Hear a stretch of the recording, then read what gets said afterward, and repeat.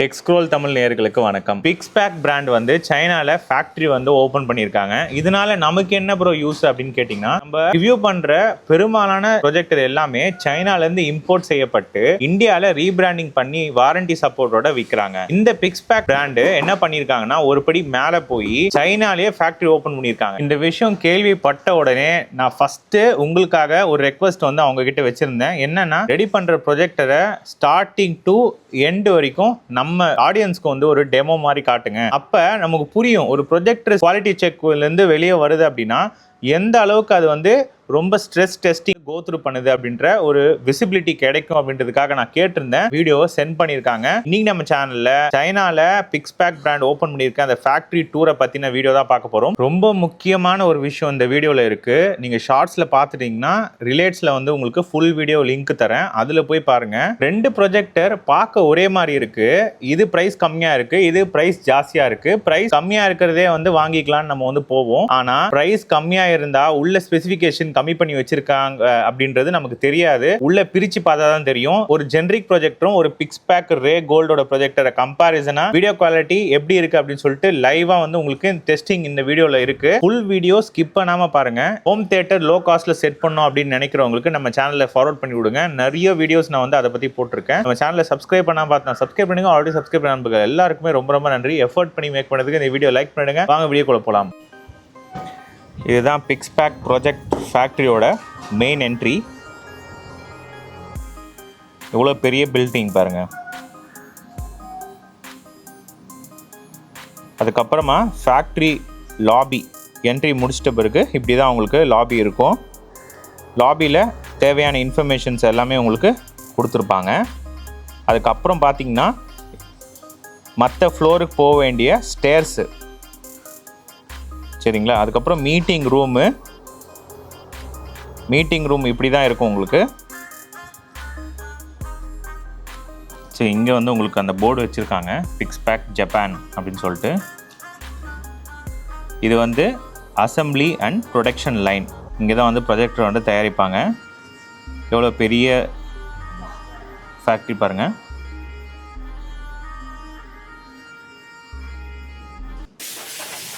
எப்படி தயாரிக்கிறாங்க அப்படின்னு சொல்லிட்டு பார்த்துடலாம்.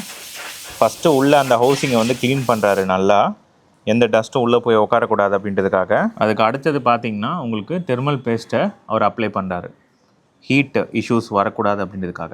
அதுக்கப்புறம் பார்த்தீங்கன்னா உங்களுக்கு லேம்போட ரிஃப்ளெக்டரை வந்து மாட்டுறாரு. ஸோ அந்த கவரை பிச்சுட்டு ரிஃப்ளெக்டரை இந்த ஹவுசிங்கில் வந்து ஃபிக்ஸ் பண்ணுறாரு. அதுக்கப்புறமா ஃப்ரிஸ்னல் கிளாஸ் லென்ஸ் இது தான்.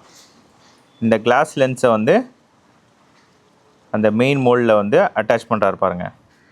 அதுக்கப்புறம் பார்த்தீங்கன்னா எல்லாம் கரெக்டாக இருக்கான்னு சொல்லிட்டு செக் பண்ணிவிட்டு ஃபஸ்ட்டு ஃபேனை வந்து ஃபிக்ஸ் பண்ணிவிட்டு அந்த ரோலரில் தள்ளி விட்டுறாரு பாருங்கள். இவரோட வேலை முடிஞ்சிருச்சு. இதே தான் இவர் வர ப்ரொஜெக்டர் எல்லாத்துலேயும் பண்ணணும், சரிங்களா, ரிப்பீட்டடாக. இப்போ இந்த ரோலர் எங்கே போகும் அப்படின்னா அடுத்த ஸ்டெப்ஸு ஃபிக்ஸ் பண்ணுவாங்க பாருங்கள், அந்த இன்ஜினியர்கிட்ட போகும். ஸோ ஒரு இன்ஜினியர் எல்லா வேலையும் செய்ய மாட்டாங்க. ஸோ அசம்பிளி லைனில் ஒரு ஸ்டெப்ஸ்க்கும் ஒரு ஸ்பெஷலிஸ்ட் இருப்பாங்க. இது ஸ்பீட், குவாலிட்டி, ட்ரேசபிலிட்டி எல்லாத்துக்கும் தான் இது மாதிரி பண்ணுறாங்க. ஸோ இது வந்து ப்ரொடக்ஷன் லைனில் ஜென்ரலாக ஃபாலோ பண்ணுற ஸ்டெப்ஸ் தான். இப்போ அடுத்து பார்த்தீங்கன்னா எல்இடி லேம்பை வந்து ப்ரொஜெக்டரில் ஃபிக்ஸ் பண்ணுறாங்க பாருங்கள்.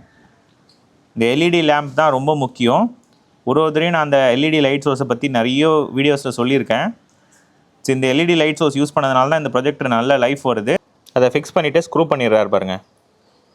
இப்போ அதுக்கப்புறமா ரெண்டாவது ஃபேன் எடுக்கிறாரு. ரெண்டாவது ஃபேனையும் நல்ல ஹை ஏர் ப்ரெஷரில் வந்து க்ளீன் பண்ணுறாரு. க்ளீன் பண்ணிவிட்டு மாட்டிடுறாரு. அதுக்கப்புறமா மூணாவது ஃபேன் எடுக்கிறாரு. மூணாவது ஃபேன்லேயும் இதே மாதிரி ஹை ப்ரெஷரில் க்ளீன் பண்ணிவிட்டு உள்ளே வச்சிடுறாரு. அதுக்கப்புறம் நாலாவது ஃபேன் எடுக்கிறாரு. எத்தனை ஃபேன் இருக்குது பாருங்கள். இந்த நாலாவது ஃபேனையும் ஹை ப்ரெஷரில் க்ளீன் பண்ணிவிட்டு அதையுமே உள்ளே வச்சிடுறாரு.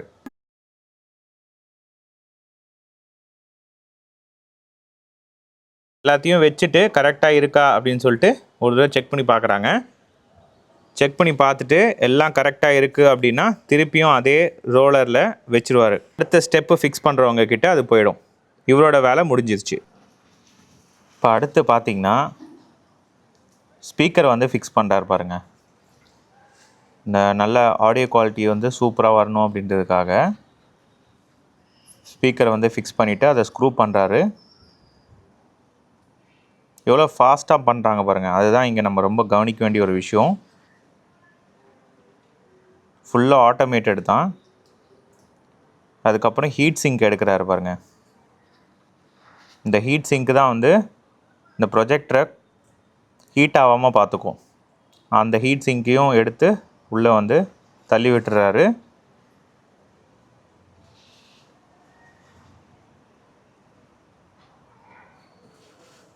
அந்த ஹீட் சிங்க்கு போகிறதுக்கான அந்த கிரில்லில் அந்த தெர்மல் பேஸ்ட்டை வந்து அப்ளை பண்ணுறாரு.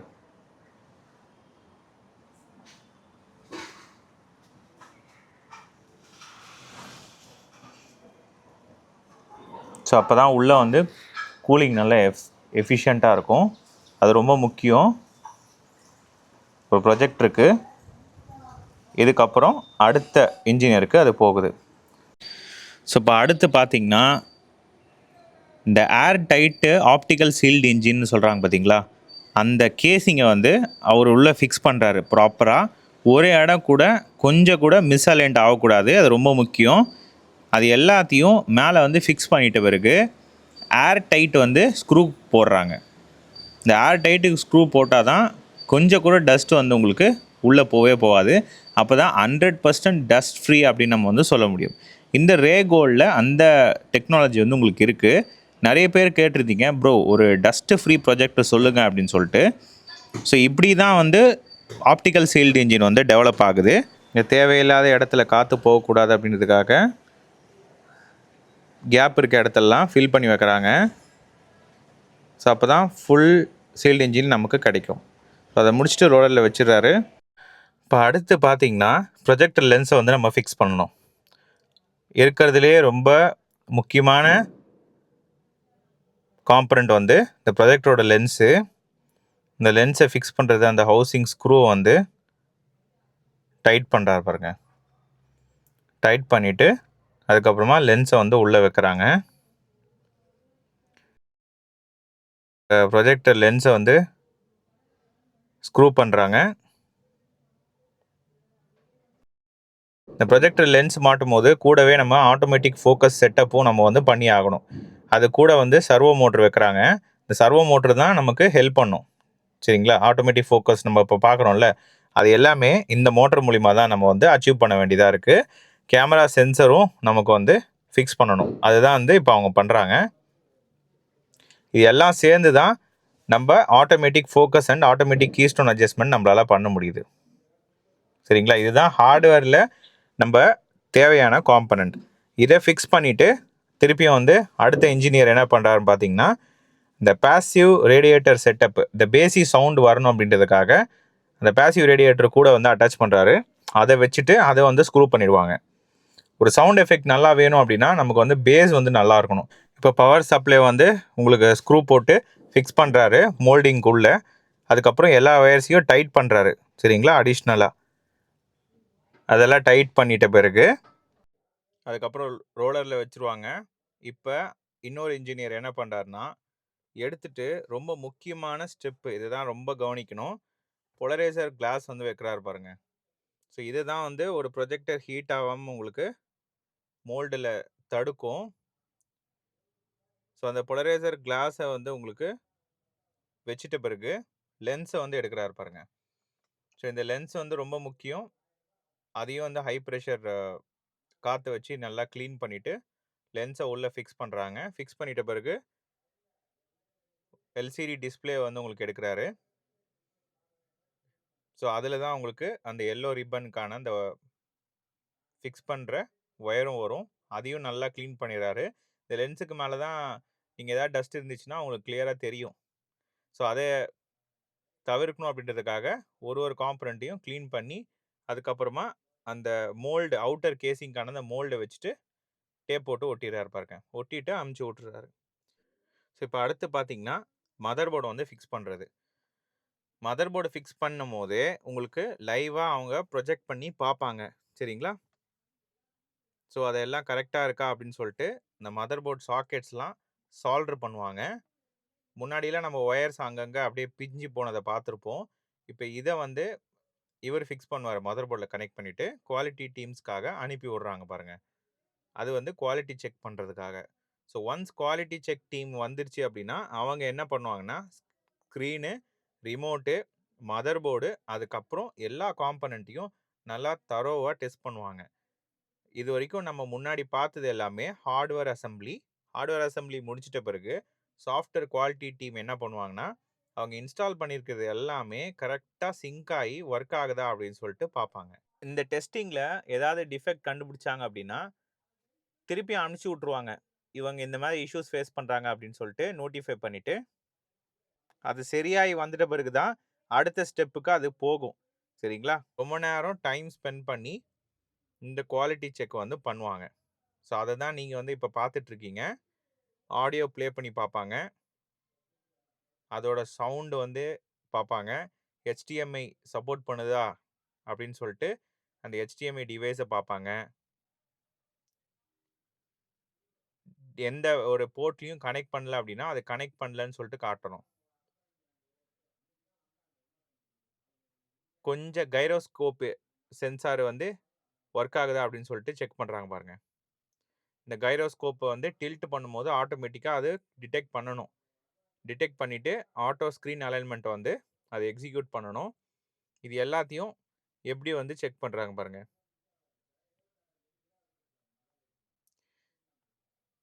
So audio and visual testing இருக்குது.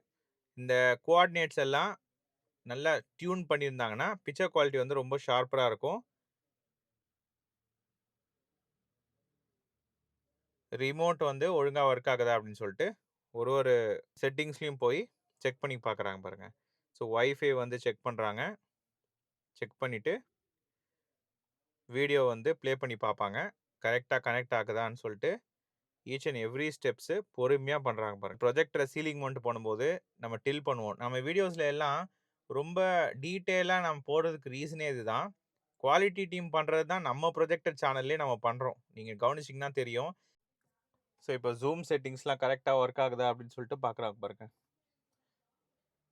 அதே மாதிரி ஆட்டோமேட்டிக் ஃபோக்கஸ் இருக்குது, அது வந்து ஒழுங்காக ஒர்க் ஆகுதா அப்படின்னு சொல்லிட்டு அதை பார்க்குறாங்க. ஆட்டோ கீஸ்டோனும் ஒழுங்காக ஒர்க் ஆகுதா அப்படின்னு சொல்லிட்டு செக் பண்ணி பார்க்குறாங்க.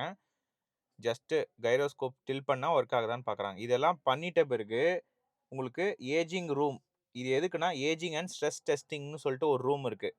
ஸோ இங்கே என்ன பண்ணுவாங்கன்னா ஒரு ப்ரொஜெக்டரும் கண்டினியூஸாக 24 ஹவர்ஸு ஹையஸ்ட்டு பாசிபிள் பிரைட்னஸில் வச்சு டெஸ்ட் பண்ணுவாங்க.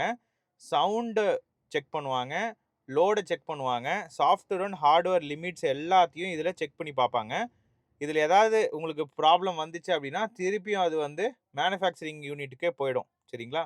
ஸோ இதுதான் வந்து ரொம்ப ஹைலைட்டான ஒரு விஷயம்.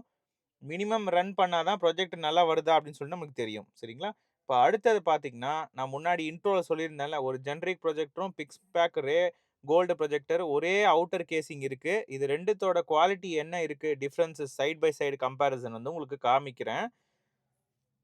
Picture, sound, hardware, software and quality standard படி பார்த்தா உங்களுக்கு அவுட்டர் கேசிங் ஒன்றா இருந்தாலும் லைட் ஆஃப் பண்ணுறேன், இதோட பிக்சர் குவாலிட்டியோட டிஃப்ரென்ஸை பாருங்கள். அதுதான் இங்கே வந்து ஹைலைட்டு. நீங்கள் பார்க்க ஒரே மாதிரி இருக்குன்னு சொல்லிட்டு சீப்பரான அந்த அவுட்டர் கேசிங் உள்ள இதே ப்ரொஜெக்டர் தான் போல, நமக்கு வந்து சும்மா ரீபிராண்ட் பண்ணி விற்கிறாங்க அப்படின்ற ஒரு மனப்பான்மை எல்லாருக்குமே வரும். ஸோ இவங்க சைடில் என்ன சொல்கிறாங்கன்னா ஸ்பெசிஃபிகேஷன் வந்து டிஃபர் ஆகும், சைட் பை சைடு கம்பேர் பண்ணி நாங்கள் காமிக்கிறோன்னு சொல்லிட்டு உங்களுக்கு வீடியோ குவாலிட்டியில் உங்களுக்கு தெரியும். ரைட் சைடு இருக்கிறது தான் பிக்ஸ்பேக் ரே கோல்டு. ஸோ அதில் எந்த அளவுக்கு பிரைட்டர் அண்ட் நீட்டாக ஃபைன் டியூன் பண்ண பிக்சர் குவாலிட்டி இருக்குது பாருங்கள். ஸோ லெஃப்ட் சைடில் பார்த்தீங்க அப்படின்னா ரொம்ப டல்லாக இருக்குது இமேஜ். ஸோ அது வந்து கிளியராக தெரியுது. லைட் ஆன் பண்ணிட்ட பிறகு பிக்ஸ்பேக் பாருங்கள் ரைட் சைடில் இருக்குது. லெஃப்ட் சைடில் பார்த்தீங்க அப்படின்னா எந்த பிராண்டும் இல்லாமல் அதே அவுட்டர் கேசிங் உள்ள ஒரு நார்மல் ப்ரொஜெக்டர். சரிங்களா? ஸோ இதுதான் வந்து முக்கியமான ஒரு டெஸ்டிங். அவ்வளோதான், இந்த வீடியோட எண்டுக்கு வந்துட்டு கண்டிப்பாக அந்த வீடியோ யூஸ்ஃபுல்லாக இருக்கும் அப்படின்னு சொல்லிட்டு நினைக்கிறேன். ஏதாவது சந்தேகிச்சுனாலும் கமெண்ட்டில் வந்து லீவ் பண்ணுங்கள். இந்த வீடியோ வந்து எஃபர்ட் மேக் பண்ணதுக்கு ஒரு லைக் பண்ணிடுங்க. இன்னும் இன்ட்ரெஸ்டிங்கான வீடியோ பார்க்கலாம். பை.